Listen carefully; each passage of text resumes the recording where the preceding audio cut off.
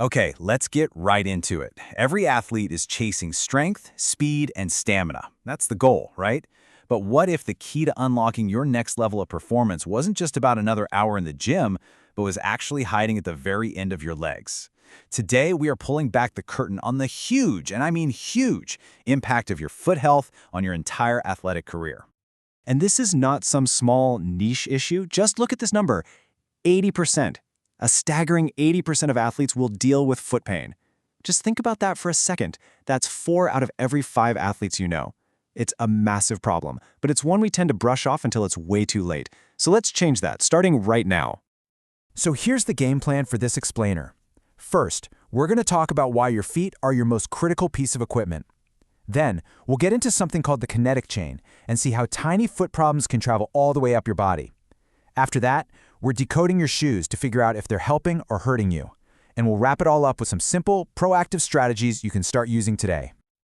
Okay, let's start at the beginning. We spend a ton of money on fancy gear, coaching, nutrition plans, you name it. But our feet? We often treat them like a total afterthought. And yet, they are quite literally the foundation for every single move you make as an athlete. I love this analogy. Think about it. You would never, ever build a giant skyscraper on a shaky, cracked foundation, would you? Of course not. The whole thing would be unstable. Well, the exact same principle applies to your body. Every jump, every sprint, every cut, it all starts from the ground up. And this foundation of yours is incredibly complex. I mean, just look at these numbers. In each one of your feet, you've got 26 bones, 33 joints, over 100 ligaments, and 19 muscles all working together in this perfect, intricate dance. This isn't just a simple platform. It's a masterpiece of biological engineering that really deserves our respect. Now, here's a concept that is absolutely crucial to understand. It's called asymptomatic dysfunction. It sounds kind of technical, but all it means is that you can have structural problems, like imbalances and weaknesses, building up for a long, long time before you ever feel a single bit of pain. Your body is just compensating, working around the problem, until one day it can't anymore, and that's when you get injured. This is exactly why we have to be proactive. So let's build on that idea. A problem in your foot almost never stays in your foot. Instead, it kicks off this domino effect, a kinetic chain reaction that can lead to major injuries in your knees, your hips, and yeah, even all the way up in your back. You don't have to take my word for it. Podiatrist Andy Bryant puts it perfectly here.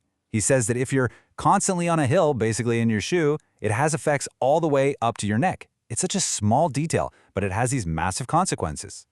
And you can see that idea in action right here. A shoe with a raised heel literally pitches your whole body forward. So what happens?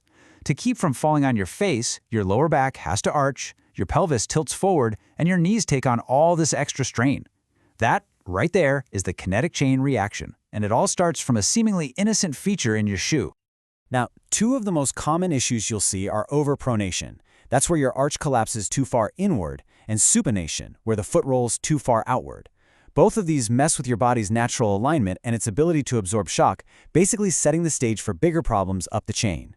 And the results are, well, they're injuries that many of us know all too well. Plantar fasciitis, Achilles tendonitis, shin splints, stress fractures. These are so often just the symptoms of a much deeper problem that started in the feet. They're like the warning lights on your car's dashboard, screaming that the foundation is unstable. So, this brings us to a huge piece of the puzzle, your shoes. The very equipment that's supposed to protect us can, a lot of the time, be the source of the problem. So let's decode what's really going on with your footwear. Let this number sink in for a second because it is wild. Around 70% of runners choose the wrong shoes for their feet and their running style. That's a massive number.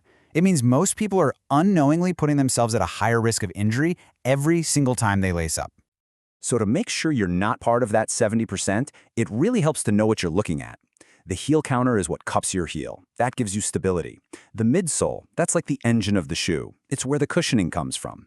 And a roomy toe box is absolutely non-negotiable. It lets your toes spread out naturally, giving you a solid base. These aren't just cosmetic features. They directly affect your body's mechanics. All right, now for one of the most critical, but maybe least understood parts of a shoe, the drop. All it is the height difference between the heel and the front of the shoe. A high drop tends to make you land on your heel, which can put more stress on your knees. A low or zero drop encourages you to land more on your midfoot, which loads the foot and Achilles more. Neither one is bad. The key is matching the drop to your body. This chart here is basically your cheat sheet. Your everyday trainer, it's often going to have a higher drop and lots of cushion for support.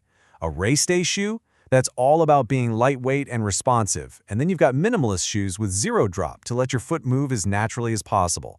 Really, the goal is to have a couple of different types and match the right tool to the job. Okay, we have definitely identified the problems. So now, let's talk solutions. This section is all about simple, proactive things you can do to build a stronger, more resilient foundation and stop injuries before they even think about starting. Here are 4 habits you can build into your routine starting today. First, choose your shoes intelligently. Don't just grab what looks cool. Second, build up strength with easy stuff like toe curls. Third, get a lacrosse ball and roll out the bottom of your feet to mobilize all that tissue. And fourth, and this might be the most important one, actually listen to your body. Pain is a signal, not a challenge to be conquered.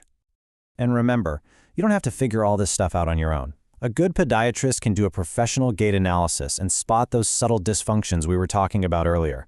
They can catch problems before they become chronic, and if you need them, they can create tools like custom orthotics to correct those imbalances. So, what is the big takeaway here? It's simple. Your feet are your most valuable asset as an athlete. Taking care of them isn't a luxury, and it's not something you do only when you're hurt. Proactive care is an absolutely essential part of any serious training program. It's vital for your performance today and for your longevity as an athlete tomorrow. So I'll just leave you with this one last question to think about. We've established that your feet are your foundation. So take a second and ask yourself honestly, are you building your performance on solid ground?